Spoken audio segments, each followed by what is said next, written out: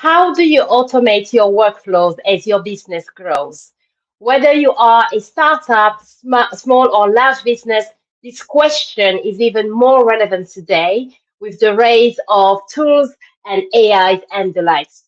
But what do you really need to think about when automating your business? I always get asked this question. What is the best tool for doing XYZ? Well, this is great, but is this the only thing that you really worried about, the tools? When in fact, there are many other parameters that people forget, right? Dealing with various stakeholders, managing different systems that need to talk to each other, and more. And let's not forget about AI and automation. Those buzzwords are very crucial, especially with what's going on now. But then how do you get it right? You're in luck because in this episode, we take a deep dive into the world of automation with Camunda's Principal Product Marketing Manager, Amy Johnston. As Principal Product Marketing Manager at Camunda, Amy focuses on helping prospects, customers, partners, community members, industry analysts, and the wider market understand the benefits of Camunda platform. In her free time, Amy enjoys reading, cycling, and spending time in nature. So we are really excited about diving more, discovering what Camunda is, and don't miss out, CamundaCon 2023 is just around the corner. Welcome to the Mary Poppins of Startups live show. I'm Naily Makangu from Athena Leaders.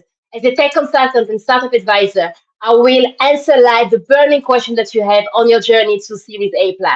Subscribe and tune in every week for top tips to meet amazing guests, startup founders, investors, and more. More importantly, sit back, relax, and enjoy the show. Amy, welcome to the show. I'm really excited about having this conversation. We're going to talk a lot about CamundaCon 2023 and why people should really tune in. But first, tell us a little bit about Camunda as an organization in the process automation orchestration space. Yeah, sure. So thanks for having me. And yeah, at Camunda, we specialize in business process orchestration. So when we say business process, we mean something like opening a bank account, applying for a loan, buying something from Amazon or another online store. So really the processes that make up a business. And in the past, at this point, maybe the distant past, those processes were just done by people. But obviously, digital transformation came along. Companies in industries like financial services, insurance, even public sector, government agencies, suddenly now these processes have to be digital. It's not really optional anymore. If you're a bank that doesn't have online banking, if you're an insurance company that doesn't let people file an insurance claim online, you're going to be left in the dust. So that's really where Camunda comes in.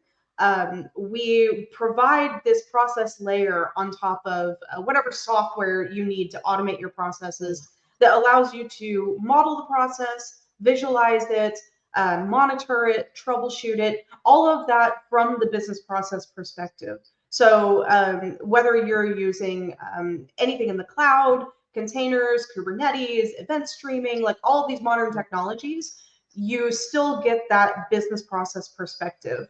And we find that that's what really helps bring together the IT side and the business side, because again, historically, they were kind of separated, and these days they really, really need to work together so that you can actually have automated processes. Yeah, and I think at the moment it's really you cannot you have one without the other. You know, people Yeah. are working remotely even more so. So whatever used to even happen in the office, you need to think how do you make sure that all of these discussions and all of the things that we cannot even talk about every day, but we know they're part of our processes. How do we make sure that we don't lose out on certain things that fall between the gaps? And for those who might not really know much, especially in terms of the capability of Camunda, and a lot of people when they start talking about this idea of automation, you know, the first one of the first thing that comes into their mind is Zapier. So how does Camunda compare to Zapier?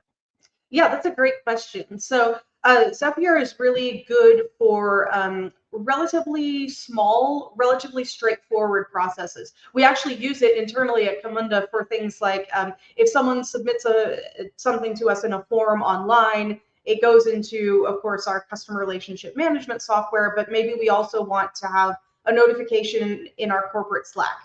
Zapier is perfect for that. It's gluing together, in our case, like HubSpot, Salesforce, Slack, all of these tools you have in your organization.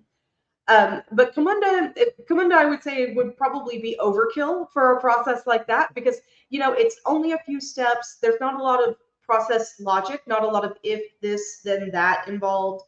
It's not something that your company's customers are going to see. It's more like an internal process, which means if it breaks, that's not great, but it's also probably not going to impact your customers who are buying things off your website or that kind of thing.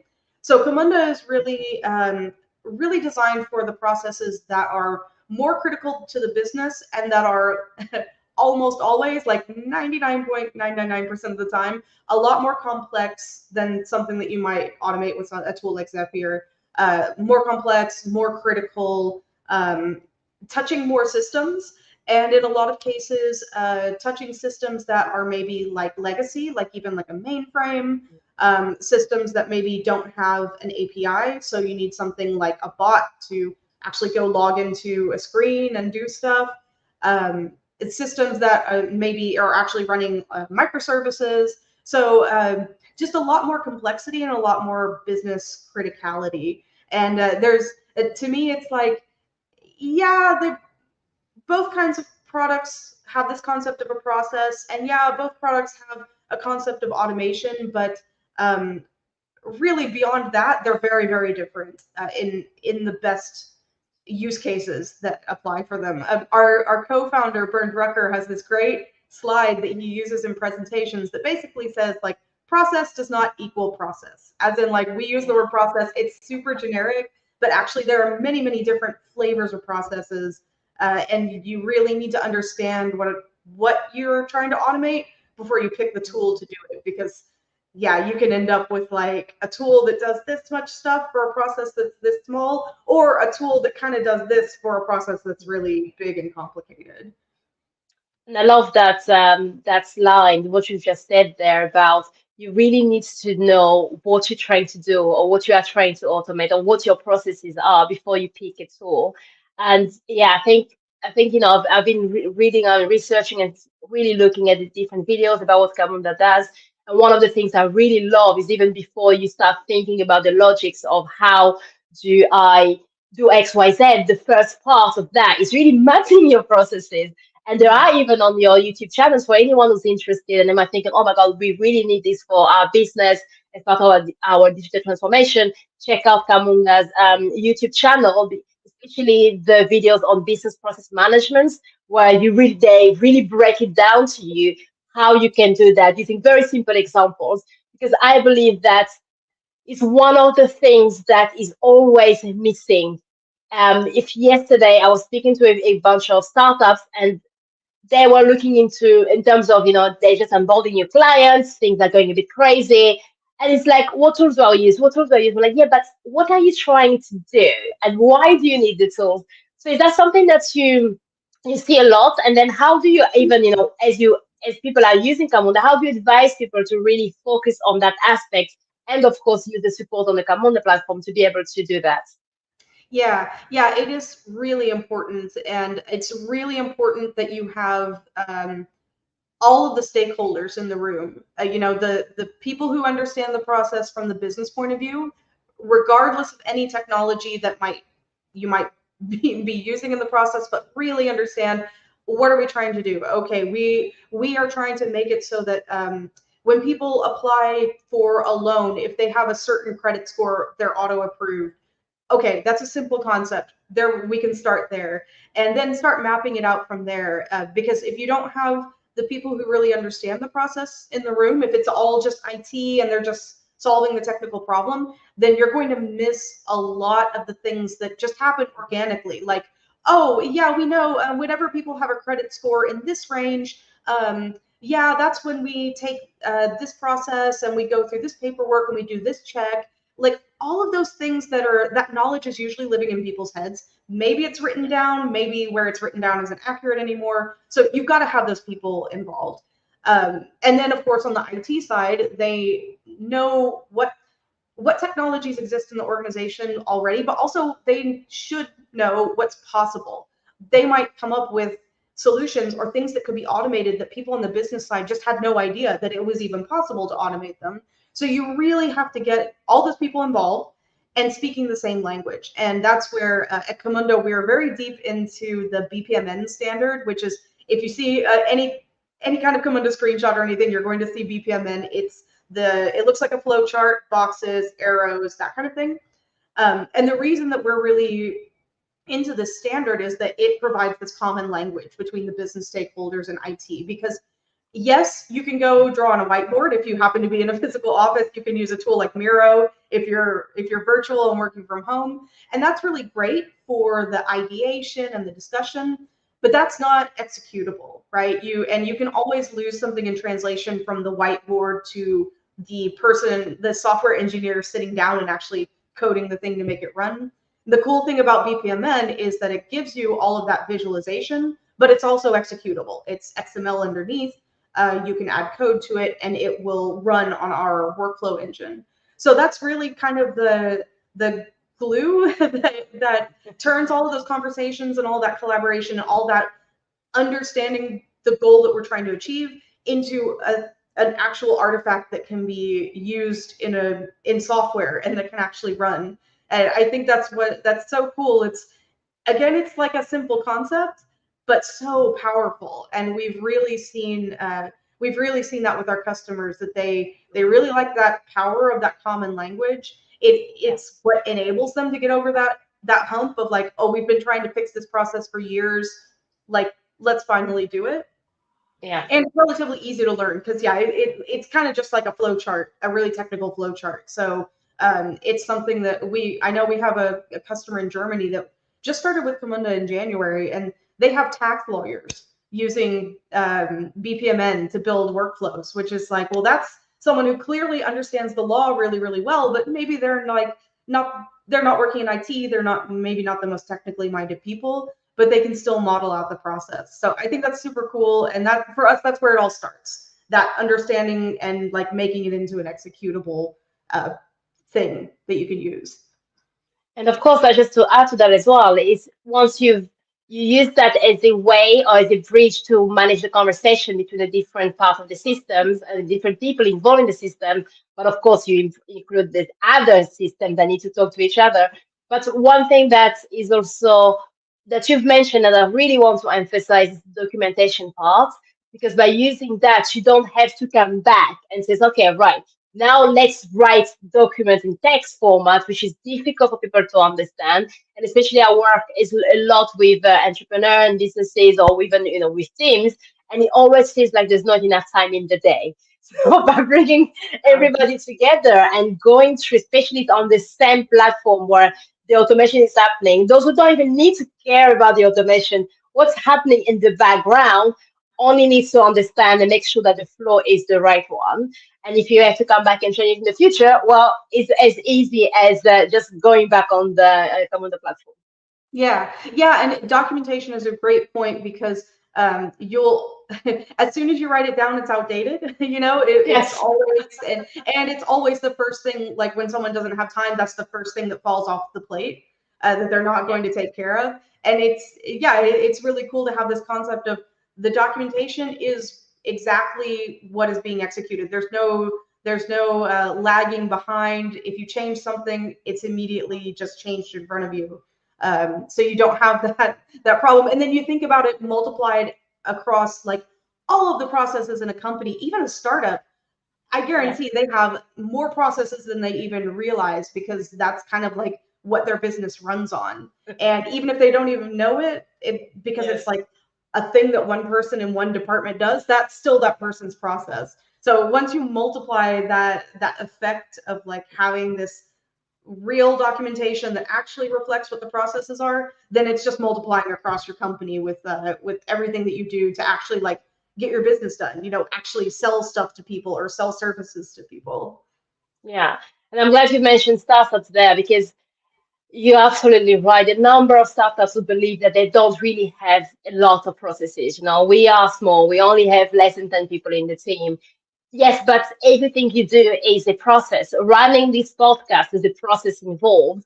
every time I onboard someone new to help me with one aspect of that, they need to understand what we've done. And that's the process. And in fact, I was supporting a startup a few weeks ago about to launch a new product online, kind of a bit of a quiz, and where you can get so many different functionalities. I sat with the team and she's like, oh, I just need help with Active Campaign. I'm like, yes. So, okay, how do you want me to do your email? I can do that for you. But then my first question is always, what is the process? And she's like, oh, it's very simple. When I click on this button, I want the email automation to start. I'm like, yes, but why? Why do you want the email automation? Are you going to manage the information that will come on those both platforms? Because now you're looking at two different platforms that don't even talk to each other. How are you sending the right information? She's like, oh, by the way, I want them to book meetings. But if they're going to book calls, they're not going to book calls on either of the two platforms. Suddenly, we ended up with four different platforms, and there was no workflows. And as she was talking, I was just kind of doing a basic workflows. And I went back to her and the team and said, you first needs to, okay, I know you need to launch, but once this is over, one of you needs to really just do a basic platform, because she worked with interns. Those interns will come and go. The next one will forget what the other one did. And I think, yes, I think it's a really, really important aspect, at least personally, that I see that people jump in and spend a lot of time trying to think about the tool, but they don't think about the organization, the nooks and cranny, and all of those platforms, and how those platforms also talk to each other, which is another thing. I don't know if Camunda do facilitate that, the discussion and information flowing between services, not human. Yeah, definitely. So we have this concept called connectors. We're pretty easy at connecting to other systems. And it's what you mentioned, like a marketing flow is a great point, because I, being in marketing, immediately think GDPR. You've got four different systems. Which one is the system of record? How are you keeping people's data safe? Making sure that you can delete people's data if they request that. So that's like an extra layer of complexity on top of all of that, that's hitting like every aspect of that process. And the nice thing about Camunda is that generally we recommend don't set up Camunda as a system of record. It's not your CRM. It's not where you're going to store your customers' data. It's not where you should store like inventory data or like any of that business data. It's just there to facilitate the flow of data between those systems in the context of a process. So it's not just, there are a lot of products that can sort of use APIs to fetch data out of systems, send data into systems. I mean, this is like kind of the way the world works now, the way systems talk to each other. But you do need that process concept there so that the data is going to the right places at the right time. You're getting the right data at the right time. And at the end of the process, like, for example, when that email has been sent out or that meeting has been booked, or whatever like the end point of the process is from the business point of view. Once that's done, that data is just out of the Camunda system. So we're not holding on to any data being yet another, data source in your organization. So you really get that benefit of the connectivity between systems through our connectors, which, like any company that has connectors, we build some ourselves that are just built in. You can build your own. We have partners and community users who are building open source ones that you can install. So you can really, it can be as out of the box or as custom as you want it. But that enables you to connect to all those different systems, grab only the data you need, send only the data you need, and then at the end, you don't have to worry about, yet another system of record. Yeah. So one of the things I also want to talk a little bit about is in terms of streamlining processes. So far we've talked a lot about Camunda in terms of helping people identify processes all the way to even creating them, regardless of how they want, whatever languages that they want to use in the background, and get the services talking to each other. But now let's look at a company, for example, that have gone through the work. They've gone through the work and they set themselves up, and the company is growing. Now, what's happening currently with AI, of course, which is how it's all over the place, and companies are racing to find different ways where they can use that for force of good, most of them at least, most of good as part of their processes, and at the same time to streamline other stuff. So what kind of best practices and advice do you have for companies that are at the point where they've at least they have something, they've been using Camunda and things are going well, but I want to go to just that, that step above to kind of be even more productive and efficient. Yeah, so we, of course, when you're running your day, your processes on Camunda, you're just generating lots of data about the process performance, how they're running and everything. We have a component called Optimize that is designed to take all of that historical data and give you visualizations that can help you identify where you can streamline. So on the process side, we have the same process that you designed together with your business stakeholders. It gets executed, and then in Optimize, you get a visualization of that with a heat map that shows you things like which tasks in the process have taken the most time, which tasks have failed the most often, which is really great to know if you've got a mix of tasks that are done by people and automated tasks. You might have an automated task that fails, 50% of the time, and you really want to know that, but it might be a little hidden from you. So you get this nice visualization there, and that's not any kind of like AI or anything. That's just purely based on your process performance data. We also provide outlier analysis and branch analysis. So branch analysis tells you when you design a process, it happens even in the processes that you think are really simple, you already have lots of branches. If this happens, then this. If 2 days have passed, then this happens. If this thing happens, we escalate to the supervisor. We've got all these branches, and Optimize provides analysis of how likely it is that a particular branch is going to be executed. So you can even do things like, hey, we have this process, and we thought that this thing would happen all the time, and it never happens. Like that branch never gets executed. Okay, well, we can streamline by just removing that. And making sure that any customer who might have ended up in that particular situation gets, routed to a person or something like that. So it kind of gives you a way to sometimes streamlining your processes means like trimming them down, making them simpler. Maybe they're simpler than you originally thought. On the flip side, maybe they're more complex than you originally thought. So you kind of get that analysis. And then also outlier analysis, which is, I don't know, maybe something like every time someone buy something from our website and the delivery address is a PO box, then we encounter the specific error. Okay, well then we know we need to go fix the process for people who need goods delivered to PO boxes. So you get all of that. Like I said, like none of that is actually AI. This is just normal kind of analysis of performance and everything. And obviously, yeah, everybody is rushing to figure out how AI could enhance that. Where I see it being most interesting and also like a safe way to start using AI is in the realm of like suggestions. So taking all of that data you have and taking all those visualizations and stuff and helping you make the connections. Because I always have trouble. Sometimes I'm looking at a spreadsheet or a chart or something, and I'm thinking, okay, cool. I don't know what to do with this. This is interesting, I guess, but I don't know like what's that connection like. Do I need to change something? Is there a way I can improve this, or is it just the way that it is right now? So I think AI could be really helpful there, and that's like not so invasive, right? That's not AI doing anything, changing your processes, changing your business. It's just helping you to understand the data you have, helping you with some suggestions which you can take or not take.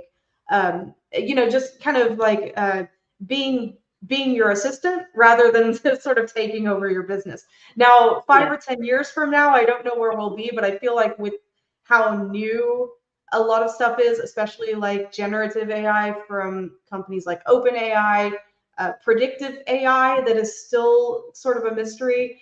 I feel like for now it's, you kind of want the AI help, but you don't want it fully inserted into your business yet. At least when I think about the kind of processes that Camunda automates, which are, the processes that you really need to not break. They're the ones that are critical to your business. Exactly. And I completely agree with you. And in fact, as we were talking about AI being the assistant, it reminds me of, I'm going to show my age there. Back in the days in Microsoft Word, used to have a paperclip on the side. Yes, Once, when you're trying to do something, it pops up and says, oh, by the way, have you thought about X, Y, Z?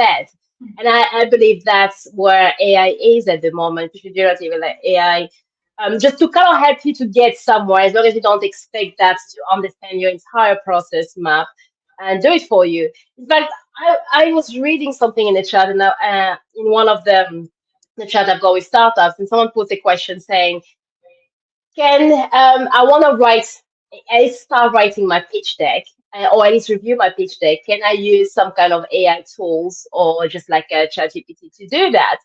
And I was thinking, you know, I can understand if you want to write something, but if you really want, why do you expect AI to give you evaluation of your business or letting you know whether this is, your pitch deck will be positive or negative? Because at the end of the day, you will have to send a lot of sensitive data into something that is not regulated the way you think it's regulated, which will never be deleted. Is that what you really want for your business, right? Yeah. Sometimes AI feels like a buzzword, but as you said, in terms of applications, there are applications there as long as you know how to be safe and to see that as a help me discover things that I didn't think about, but then you go and think about, is that the right thing for your business? Yeah, definitely. And I think and you have to remember that in theory, you understand your business better than the AI ever will. You know how things actually run, you know how things are supposed to run. You know the value that you're trying to deliver to your customers. And yeah, maybe AI can help you think of things you haven't thought of before, but you're still the expert on your business. You're the expert on your vision and your goal. So don't give that away to AI to let it rewrite it and make it super generic or something like that. Like, keep yourself in the loop too. And yeah, definitely, I think we already saw it. I think it was Samsung that ran into trouble because engineers were just putting like proprietary code into ChatGPT without thinking Yes. that it's just you Yeah. don't know where you know where it's going. It's going into OpenAI's models so they can train in the future. But yeah, that's a huge consideration. I mean, for us, it's like this is your business critical data. It's the data about the processes that make you different from the company next door. Yes. You probably don't want to send that outside your organization. Any kind of AI, machine learning, anything, you really want that to be in this walled garden, just like you would with any of your other intellectual property. Exactly. You don't go out there and put all of your files and all of your contract with your clients, all of your sensitive information. Why would you do that in something that looks very harmless because it's meant to help you? Yeah. Yes. Yeah, I feel like it's the evolution of, I think a few years ago, I feel like in the news I was constantly seeing, oh, the employees put this document in this unsecured Amazon S3 bucket. Oh, well, Yeah. why? Well, it just looks like a place where I store stuff, just like Google Drive or my hard drive or whatever. What's the problem? And they have no idea what the security settings are there. So I feel like this is just the 2.0 of that, of Yes. people. I mean, AI is already here, ChatGPT is already here, people are already using it, Mhm. but they don't always know exactly what the ramifications are. Yes. Yeah. So before we go on and talk about a little bit more about CamundaCon and also some kind of feedback or advice that you might have for especially for smaller companies that are just thinking about this idea of process automation and where to start. I would love to spend some time and just discover who you are, Amy, as well. I think I've stalked you on LinkedIn. I'm happy to say, and I really love the variety that you've had in your career.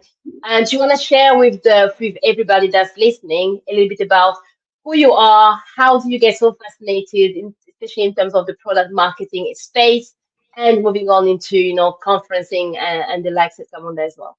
Yeah, sure. So I have, I guess, a little bit of an unusual education background. I couldn't make up my mind what I wanted to do. I always loved writing and reading, so I wanted to do an English degree. But of course, my parents said, "What job are you going to get with an English degree?" So I ended up earning two bachelor degrees at the same time, one in English and one in management information systems, which I honestly don't know if that's a thing anymore. I'm older. I went to college in the early 2000s, but basically it was sort of a degree that trains you to be, I guess, a business analyst.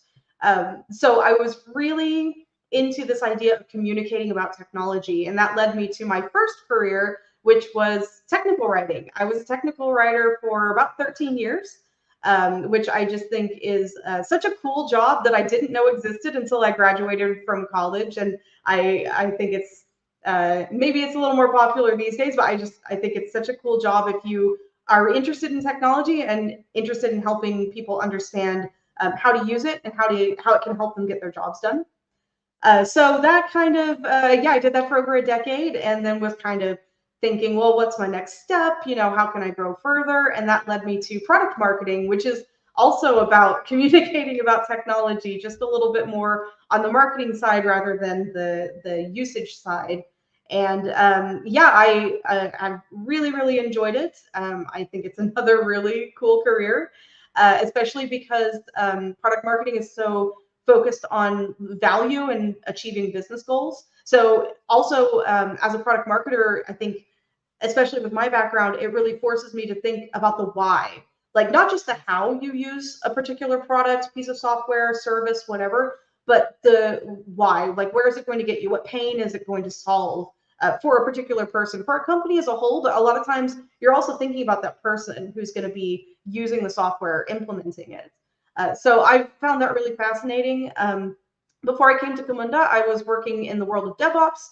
So I was working on especially like the continuous delivery side of things and continuous deployment. So it was a bit of a transition to me. I think a lot of our more technical prospects and customers run into this too, where you say the word process and they think, oh, deployment process, like I do with Jenkins, or like I do with Azure DevOps. It's like, well, it's not, Camunda's not really about that kind of process. It's the business process side. Conceptually, it's really similar, right? It's things that have to happen at a certain time in a certain order, but it's just from a different perspective. So I found it really fascinating. This world of business process management is not one I was familiar with because I was coming from the DevOps world, but it's really interesting. And the thing that makes it interesting, because business processes, maybe that sounds boring, but the thing that makes it interesting is seeing what our customers do with the software, which it leads me to CamundaCon, because that's what I find so interesting about it. It's not just all success stories and we're saving this much money and here are all these great numbers, but it's the real world. Like, here are the challenges we had, here are the lessons we learned, here are the different ways we tried to solve a problem. Of course, it's CamundaCon, so here's the way that we use Camunda to solve the problem, but it's always in the context of all the other tools and technologies companies are using, because everyone has a full tech stack. And I find that so inspiring, because there are so many companies, so many industries that have so many things that they need to do that you might not even think about. And you get to learn about that by hearing them talk about it in their own words. I think that's super interesting. Because Camunda is process orchestration software, we really do sell to a wide variety of industries. So you really get this sort of wide cut across industries of people who are automating processes.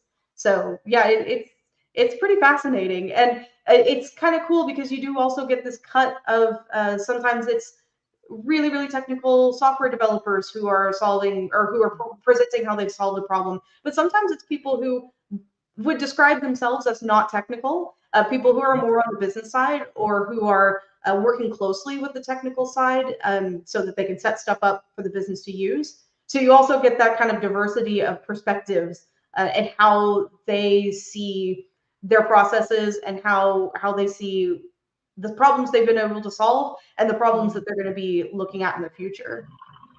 So it's kind of like a big mixing pots of sharing best practices and the best way of doing things through not just achievements of what went well, but also what we should probably not do, if you want me, kind of thing.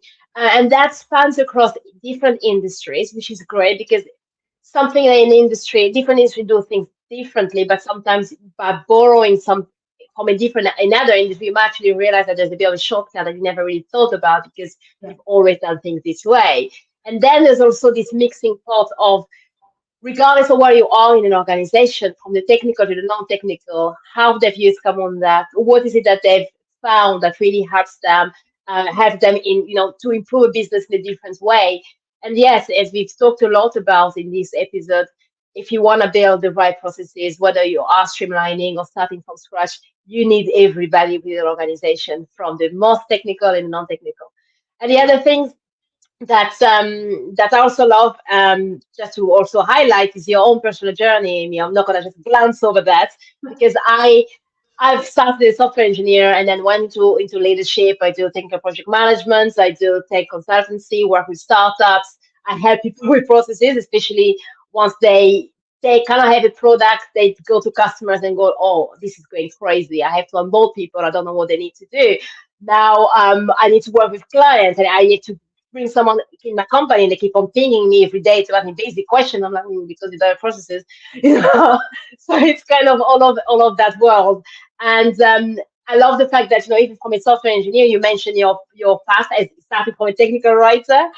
Gosh, I don't know what we would have been without our technical writers, because as engineers, we don't even like writing, but we need to communicate what we're doing to the other world so that they can use our APIs.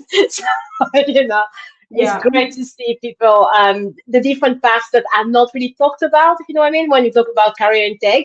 So it's really nice to see your own journey. And again, when you talk about this aspect of your job is to have the clarity of why. Why are we doing this? Why are we building this? Mhm. And other things that I think is a question that I love startups to really think about, because software is not just, well, it's software, but it's actually for humans. So we need to know the why behind that. Definitely. Yeah. And then the other thing as well, I just want to mention about CamundaCon before we close off, is that um, just before we close off, is that I will be running a keynote session on building trust, the smartest investment for a productive team. Which again, when I was working with the team behind this, was super exciting, because as we've talked today, when if you are going to build process in your company, you need to bring everybody. And new processes or tweaking processes is leads to change in an organization. And how do you push change in a company without trust? So I'm glad that even though Camunda platform is very technical, they've made sure to have talks to touch every single layer of a process change, which involve also the people. Now, before we go, I mean, this was a fantastic conversation, and I really, really enjoyed having you on the podcast. Do you have one last parting advice, especially for small companies that are in this space and thinking, wow, this was such a great conversation? How do we get started in terms of pressing up our processes and also getting on to Camunda? Yeah, I would definitely recommend going to Camunda.com and signing up for the 30-day free trial. We have a SaaS version, so you can just get in, get started immediately. That I think will already give you a way to start the conversation about your processes and what goal you're actually trying to achieve. Like we really recommend diving in with BPMN and really starting to map out the processes. They don't have to be runnable, they don't have to be right, they don't have to be perfect, but at least that gives you that starting point, that common language that you can start to develop. It gives you something to talk about. And we also have a free version of our SaaS software, so you can continue modeling even after the 30 days. That will just give you a way to get the conversation going. You don't have to have huge processes, you don't have to have complex processes. Although, like I said, I guarantee your processes are more complex than you realize. But yeah, I would suggest just diving in and starting to build those visualizations and see where it takes you. And yeah, bring everybody into the room, give everybody an account, let them all log in, work on it simultaneously, just like you would a Google Doc. Don't do it in a vacuum on the IT side or on the business side. Oh, brilliant. Thanks a lot, Amy. And as Amy said, just start doing it, bring the team on board, start mapping, go from there. And there's plenty of tutorial out there is there to help you on on the journey. And for anyone out there who wants to find out more, discover more about Camunda, CamundaCon is running. What's the exact date again? I think it's the 29th of September. September 26th and 27th. 26, 27. Mhm. 26 and 27. It's going to be a hybrid conference, so there is no excuse. You can be in your living room or you can join us live in New York, whichever is easier for you. And in the meantime, let's design a happy and productive workplace playground together.